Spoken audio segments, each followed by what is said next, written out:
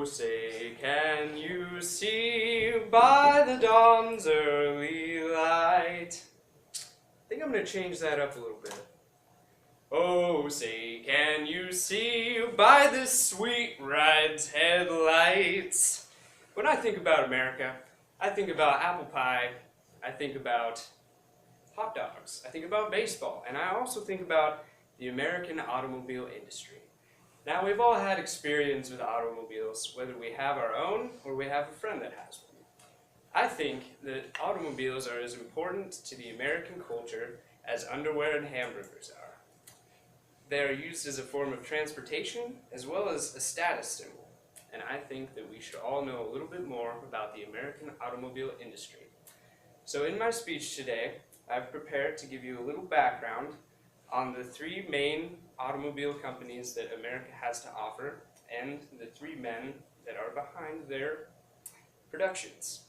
First, I will begin with the Ford Motor Company, which was started by Henry Ford, and then I will move to GM, or General Motors, which was founded by Billy Durant, and lastly, I will talk about Chrysler, which was founded by the man Walter Chrysler. First, I'll lay out the basics of the earliest company, or of one of the earliest motor companies, and definitely one of the most popular, the Ford Motor Company. According to ABC Clio American History, the Ford Motor Company, it was founded by Henry Ford in 1903 in Dearborn, Michigan. The first production model that Ford produced was the Model T, and this came about in 1908. Quote, 15 million were sold within the first 20 years, end quote. That's pretty crazy. It's a lot of cars. According to Ford.com, it cost Henry Ford $28,000 to start the company. The things he is known for is pioneering the assembly line, which sped up production and increased employee profits, as well as sped up production. Today, according to Barth's 2013 article, Car Brands Who Owns What, Ford owns Lincoln and part of Mazda. Ford's innovations and workmanship are the two reasons that the company is still around today. Next, I will give you a brief overview of the corporate giant, General Motors, or GM. GM started a few years after Ford. In Alva's 2010 article, Billy Durant, the GM General, it states that GM was founded in 1908 by William or Billy Durant. He did not always sell cars, he began in the horse and buggy business, and apparently he was a crazy salesman. He could sell anything. But the thing that made him such a great salesman is that he would find things that would sell themselves. Sorry, I kind of screwed up the slideshow. So we're on GM, of course. The reason he got into the car business was because he saw potential in it, and eventually he took over the once failing branch Buick Motors, and he made it a success. Buick, quote, Buick was the top-selling brand by 1908, end quote. 1908 must have been a big year because he also acquired Cadillac and Oldsmobile. Since then, GM has gained and lost many car companies and had many changes in leadership. Some recognizable names that you might know today are Buick, Cadillac, Chevy, GMC. One of the more recently discontinued brands that you might know about is Pontiac. Halliday's 2009 article, looking back on 83 years of Pontiac advertising, states that Pontiac was shut down in 2008, end quote. GM had to drop Pontiac to avoid bankruptcy, end quote. Now, I have some pretty strong personal connections to Pontiac because my very first car was a Pontiac Grand Am, and her name was Sharon. I loved that automobile to death. And sometimes it's sad to see such successful companies eat.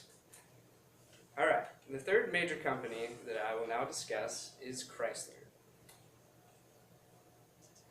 Boom. The Chrysler Motor Company was started by Walter Chrysler, and according to ABC Clio's American History, Walter Chrysler, he began by working on the railroad all the livelong day. I kid. He did really work on the railroad, though, and found much success in it. But due to his high interest in the auto industry, he decided to practically take a demotion, and he began to work for Billy Durant at General Motors. Eventually, in 1916, Durant made Chrysler the president of Buick, the Buick branch. But, quote, due to a dispute between the two of them, Chrysler resigned in 1920, end quote. Shortly after, Chrysler took over the Maxwell Motor Company. He turned it into an overnight success with innovations such as his four-wheel hydraulic brakes, which are still used today.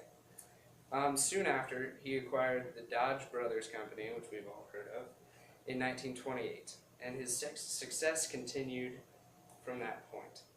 I like to think of his career as a firework, because he started off from the bottom, and he slowly rose up into the sky, and he had this awesome career, and then it exploded at the top, and he had all this money and fame, and then he died. Now, the Chrysler Corporation started as an American company solely, but now they're owned by a foreign counterpart. Barth states that the Italian Fiat now owns Chrysler. Now, Fiat is becoming more well known because they also own Dodge, Ferrari, Maserati, Jeep, Ram, and SRT. So they've got quite the accumulation going. Quote, Fiat is pushing for smaller, more fuel-efficient cars, end quote. Change can be good, and Fiat's ownership of Chrysler has proven to be thus far. Ford, Durant, and Chrysler will be remembered for starting the fire that is the American auto industry. And like a fire, it has raged at times and been glorious, and also at other times it has dwindled.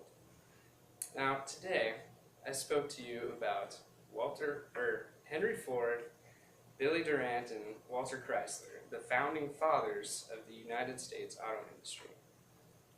Now, I want you to think, next time you drive out into the middle of nowhere, and you sit on top of your car, and you're looking up into the night sky, you might think, yeah, there could be life out there, but I guarantee you, no alien has a full